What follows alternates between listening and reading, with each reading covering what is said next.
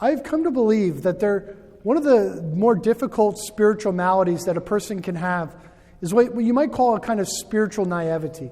And that is a spirituality in which it's about maximizing positive emotions. That we want to feel good as much as possible and focus on the positive. And there's always a place for that. But there also has to be a depth to our spirituality. It has to be more well-rounded.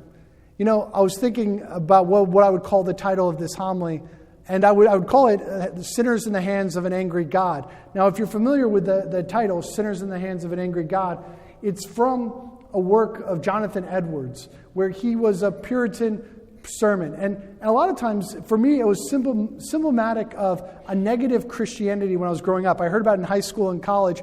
And often, what would happen is you'd go from one extreme to another. So there was this idea that Sinners in the Hand of an Angry God by Jonathan Edwards was a bad, negative Christianity. But in contrast, with all the changes, now we're about gentleness and mercy. And I don't want to say that we overemphasized mercy, because in fact, true mercy is grounded in justice.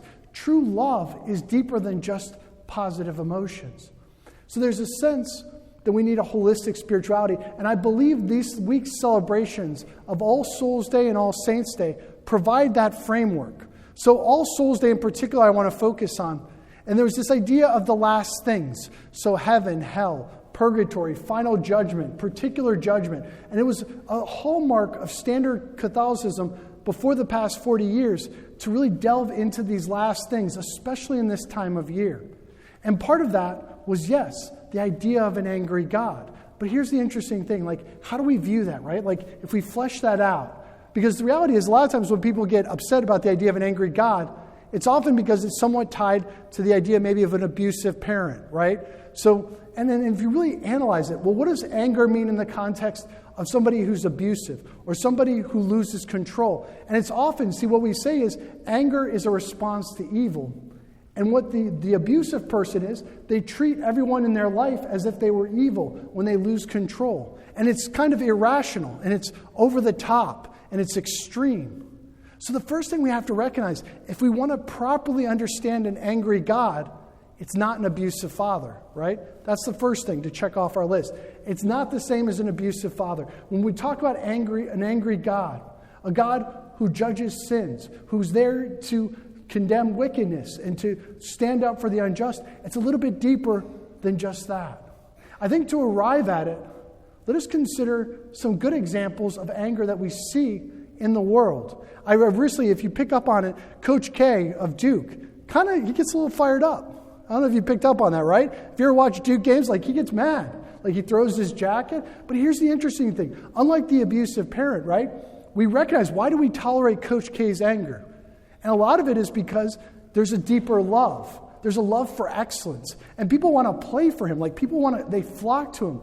And that anger is an extension of his love. And he's trying to motivate his players.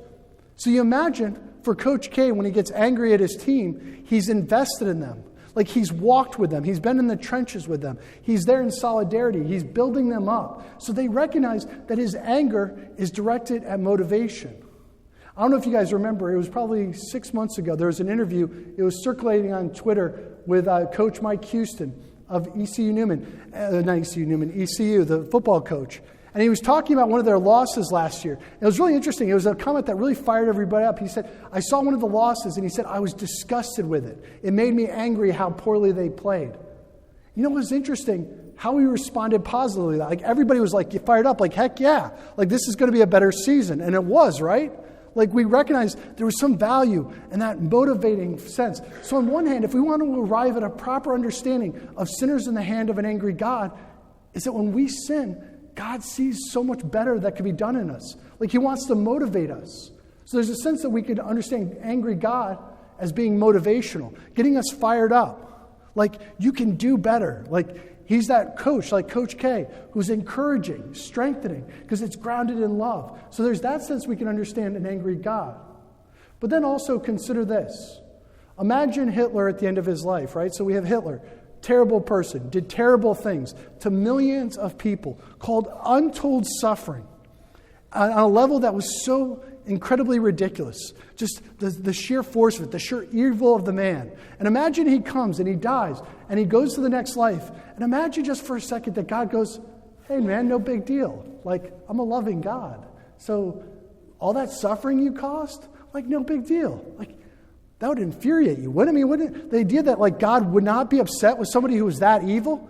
And the reality is, when we talk about last things, even purgatory is a good message for those who suffer injustice. Because even if Hitler was repentant, let's just say hypothetically, that instead of dying of a suicide, or let's say even in the midst of his suicide, he repented and he accepted Jesus, however crazy that might seem. The reality is the consequences of his actions would still be waiting for him. Because God's anger is directed at injustice. It's directed at wicked. God is the God of the poor, the lowly, those who suffer in this world, those who encounter evil. And that's a message of hope. That's a message of great triumph, right?